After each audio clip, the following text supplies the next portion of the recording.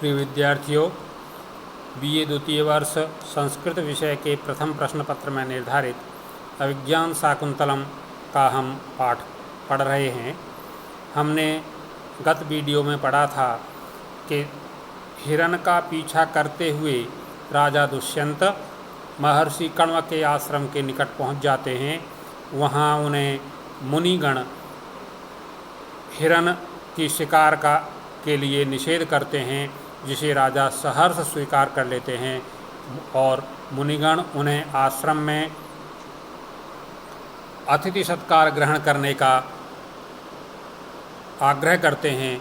राजा उनके आग्रह को मानकर आश्रम की ओर जाते हैं। ये हमने कल पढ़ा, आज इससे आगे पढ़ेंगे। सूतः सर्वम उपपन्नम।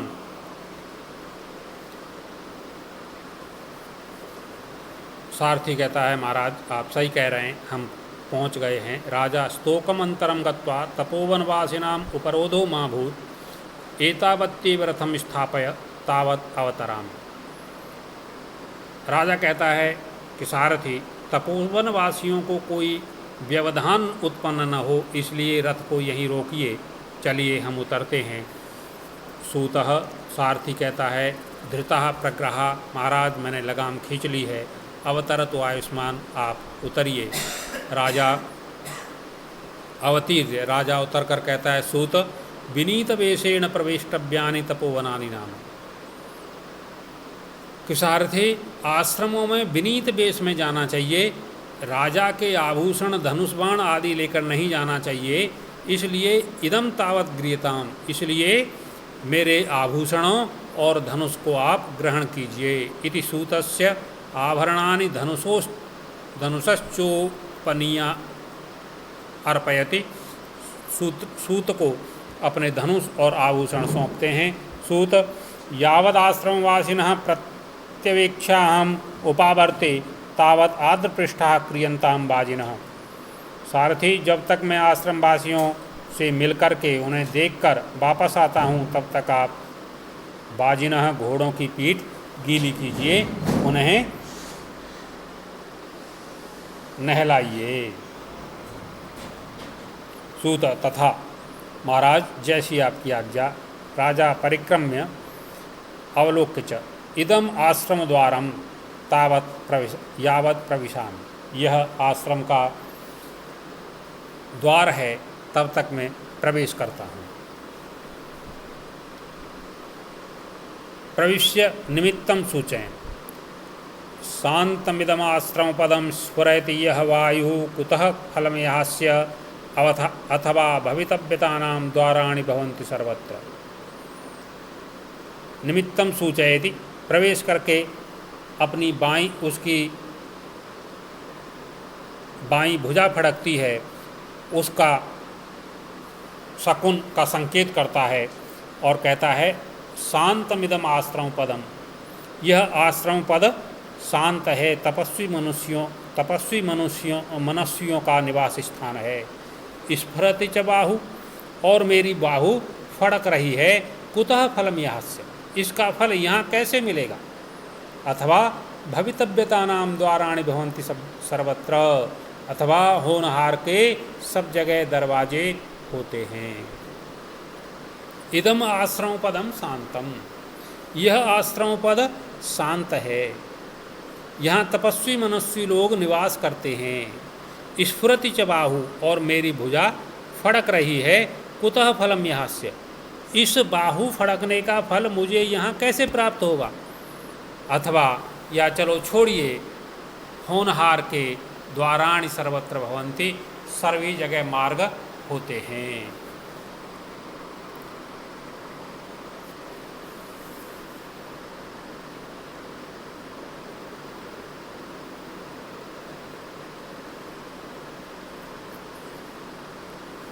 यहाँ पर जो राजा शकुन का संकेत कर रहा है, यहाँ राजा की दाहिनी भुजा फड़कती है, और दाहिनी भुजा फड़कने पर जो शकुन शास्त्र का निर्देश है, वहाँ स्त्री लाभ इसका फल बताया गया है। तो राजा कहता है, राजा यहाँ कवि ये भी कह रहा है कि राजा शकुन शास्त्र को का भी ज्ञाता है। राजा कह रहा है कि अरे इस आश्रम पद के प्रवेश के समय ये दाहिनी भुजा क्यों फड़क रही है, क्योंकि यहाँ तो ऋषि मुनि लोग निवास करते हैं, अब यहाँ मुझे नायिका कैसे प्राप्त हो सकती है। फिर कहता है कि भवितव्यता नाम द्वाराणि विभवन्ति सर्वत्र, यहाँ के भवितव्य का सब जगह मार्ग होता है, जो होगा देखते हैं।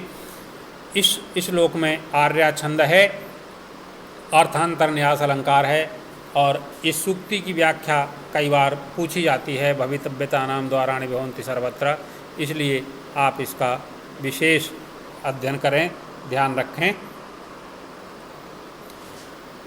नेपथ्य से आवाज़ आती है, इता इता सख्यो, सखियो इधर आइए, इधर आइए। राजा कर्णम दत्वा अये दक्षिणेन वृक्ष वाटिकाम आलापैव श्रूयते, अरे इस दक्षिण दिशा की वृक्ष वाटिका में कुछ आवाज़ सुनाई दे रही है।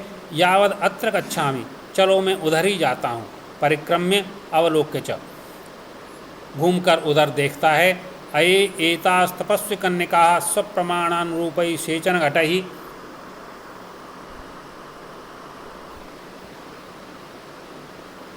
बालपादपेभ्यो पयोदातुम इत एवा अभिवर्तन्ते, अरे ये तपस्वी कन्यकाएँ अपने सामर्थ्य के और अपने परिणाम, अपनी आयु के हिसाब से छोटे पौधों में जल देने के लिए, सेचन घट लेकर के जल देने के लिए इधर ही आ रही हैं। रूपणम रूप्य, देख उसका अभिनय करके, अहो मधुरमासाम दर्शन, इनका देखना कितना अच्छा लग रहा है।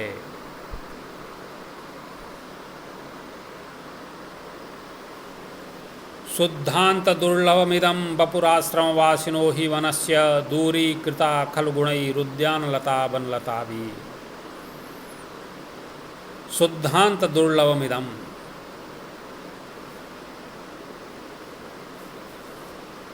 शुद्ध अंतः दुर्लभमिदं, आश्रमवासियों का यह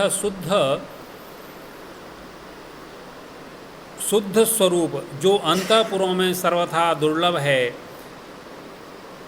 आश्रमवासिनो वपुः, आश्रमवासिनः जनस्य यदि शुद्धांतर्दुर्लभम इदं वपुः अस्ति, आश्रमवासी तपस्वी कन्याओं का यह जो शुद्धांत, पूरी तरह से शुद्ध पवित्र शरीर है, जो अंतः दुर्लभम, जो अंतःपुर में सर्वथा दुर्लभ है,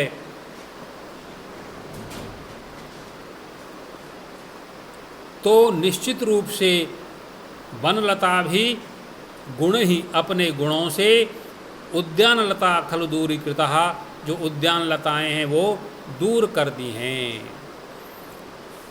तावद इमाम छायाम आश्रित्य प्रतिपालयामि, चलो मैं इस छाया में खड़ा होकर इन्हें देखता हूँ। यहाँ राजा इस श्लोक में तपस्वी कन्याओं के सौंदर्य के समक्ष जो अंतःपुर की स्त्रियों का सौंदर्य है उसकी तुलना करके उनकी लघुता दर्शा रहा है कि जो सौंदर्य इनमें है वो उनमें नहीं है।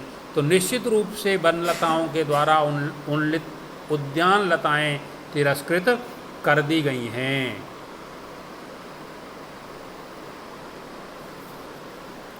आज इतना ही, आगे कल अध्ययन करेंगे। धन्यवाद।